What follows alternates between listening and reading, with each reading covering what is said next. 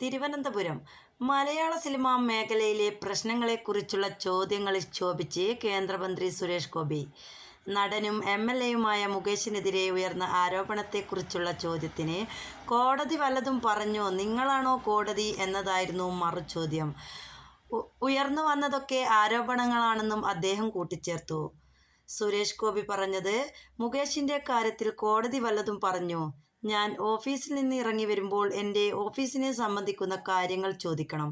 വീട്ടിൽ നിന്ന് ഇറങ്ങി വരുമ്പോൾ വീട്ടിലെ കാര്യം ചോദിക്കണം. അമ്മ അസോസിയേഷനിൽ നിന്ന് ഇറങ്ങി വരുമ്പോൾ അതുമായി ബന്ധപ്പെട്ട കാര്യങ്ങൾ ചോദിക്കൂ.